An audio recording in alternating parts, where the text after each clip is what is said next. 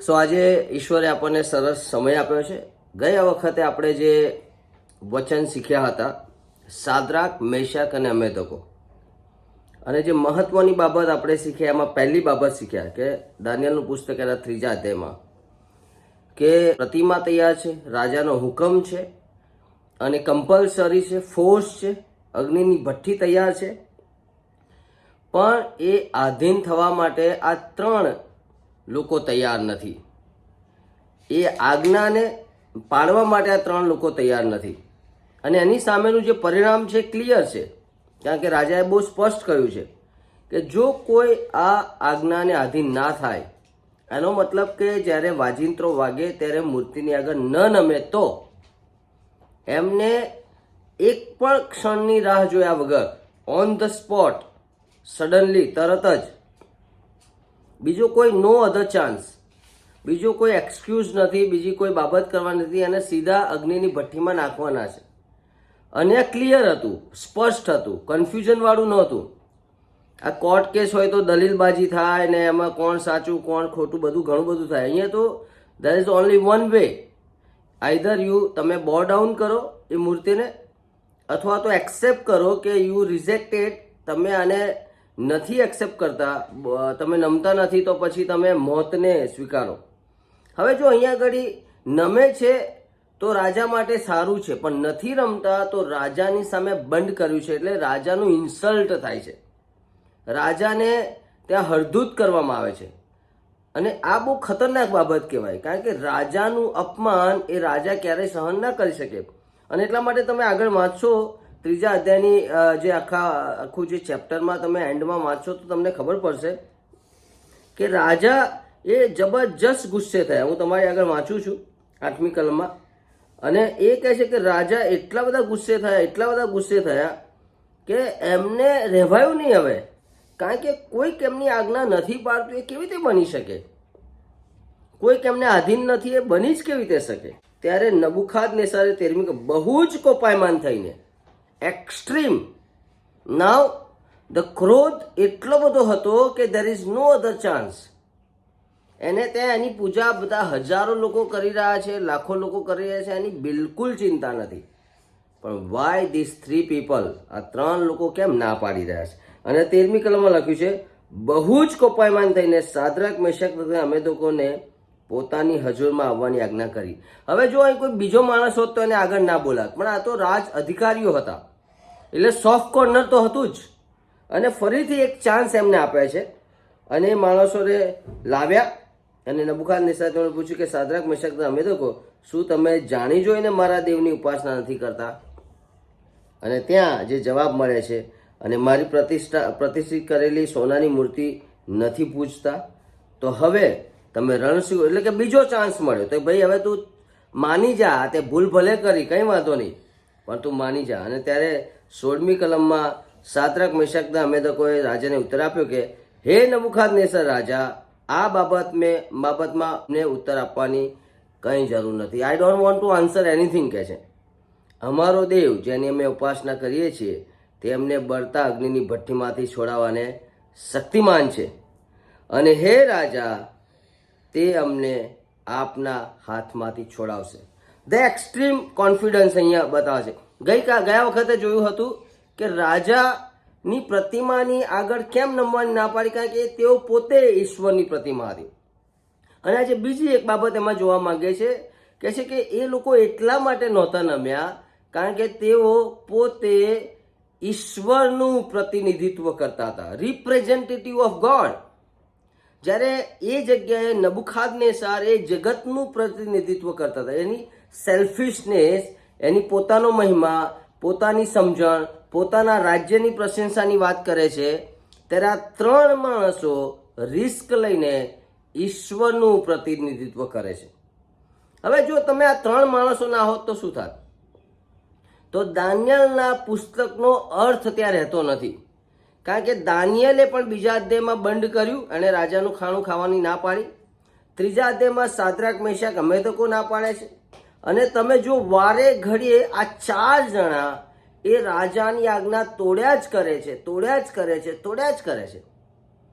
અને આ બહુ સીધી સાદી વાત નથી. દરેક વખતે જોખમ કોણ લે? દરેક વખતે જોખમ કોણ લે? કોઈકે એવું કહ્યું છે, જો 17 વર્ષે દાનિયેલે રાજાના ઠરાવને, એટલે કે રાજાના જે આજ્ઞા હતી એનું જે ભોજન ખાવાની, અને ના પાડી ના હોત તો 70 વર્ષે એ સિંહે પણ એનો ખોરાક બનાવ્યો હોત. એટલે 17 વર્ષનો વિશ્વાસ 70 વર્ષે પરાક્રમી રીતે દેખાય છે. આજે ઘણા બધા જુવાનો એવા છે કે જેમને ખબર નથી, એમને એવું લાગે છે કે અમે બધું નોકરી કરી લઈશું, રિટાયર થઈ જઈશું, આ કરીશું તે કરીશું, અને પછી જ્યારે લાસ્ટ પાર્ટ આવે ત્યારે અમે ઈશ્વરને આપીશું. ઈશ્વરને અધૂરું, ઉતરતું, નબળું કશું જ ગમતું નથી. ઈશ્વરને ધ બેસ્ટ જોઈએ છે, ક્રીમ જોઈએ છે, પાવરફુલ જોઈએ છે. તમારા પગ ચાલતા ના હોય, તમારી આંખો ચાલતી ના હોય, અને તમે એની ભજન કરો, અને તમે એકદમ તંદુરસ્ત છો, જોશીલા છો, પરાક્રમથી ભરપૂર છો, અને ભજન કરો, બંનેમાં બહુ ફરક છે. જ્યારે મારે આપવાનું હતું ત્યારે મેં આપ્યું નહીં. એક ફેમિલીની મેં હમણાં વચ્ચે વિઝિટ કરી, હું વિઝિટમાં ગયો, અને પછી એમણે મારી સામે રડીને કહ્યું કે મારો દીકરો એ ઈશ્વરમાં નથી, એ હવે અન્ય જાતિમાં છે, અને હવે પ્રભુમાં નથી. અને મેં એમને પ્રશ્ન કર્યો કે તમે પ્રભુમાં છો? આ પ્રશ્ન એમને રડાવી નાખ્યો. અને એમણે એવું કહ્યું કે આખી જિંદગી અમે બધું જ કર્યું, પણ અમે ઈશ્વરની પાસે આવ્યા નહીં. અને હવે એન્ડ ઓફ ધ લાઈફ તમે એવું પ્રિટેન્ડ કરો છો કે હું ઈશ્વરનું ભજન કરું છું, ઈશ્વરની પાછળ ચાલવું શક્ય જ નથી. કારણ કે હવે તો કશું રહ્યું જ નથી. નીચોવાઈ ગયા છે, જગતથી કંટાળી ગયા છે, જીવવાની રુચિ જતી રહી છે. ત્યારે તમે કેવી રીતે આપી શકો? આખું બાઇબલ જો ભક્તોએ એમના બેસ્ટ પાર્ટને આપ્યો છે, અને ઘણી બધી વખત એ બાબત સમજવામાં આજની પેઢી નિષ્ફળ જાય છે. તો અહીંયા આગળ બે બાબતો છે. મેશક અબેદકો એ ઈશ્વરનું પ્રતિનિધિત્વ કરતા હતા, જ્યારે નબુખાદનેસાર એ જગતના રાજ્યનું પ્રતિનિધિત્વ કરતા હતા. બીજો કોરિન્થી 5 અને 20 બહુ સરસ લખ્યું છે ને, આપણે એલચી છીએ. We are ambassadors for Christ. એનો મતલબ આપણે એલચી છીએ. શાના એલચી? એલચી એટલે એમ્બેસેડર્સ, એટલે કે રિપ્રેઝેન્ટ કરનારા છે. ઈશ્વર કેવા છે તો એ મને ખબર છે, તમને ખબર છે. ઈશ્વરનો સ્વભાવ કેવો છે તો મને ખબર છે, તમને ખબર છે. ડીએલ મોડી સાહેબે બહુ સરસ કહ્યું, કે છે ઓફ 100 મેન, કે છે 100 લોકોમાં, કે છે એક જ માણસ બાઇબલ વાંચે છે. One will read the Bible, the 99%, એટલે કે 99 લોકો એ ખ્રિસ્તી લોકોને રીડ કરે છે. એક માણસે બાઇબલ વાંચે છે, પણ 99 લોકો બાઇબલ કેવી રીતે વાંચે છે ખબર છે? તમને ને મને જોઈને. તમારું ને મારું જીવન એ કોને રિપ્રેઝેન્ટેટ કરે છે એ આપણે બહુ સ્પષ્ટ કરવું પડશે.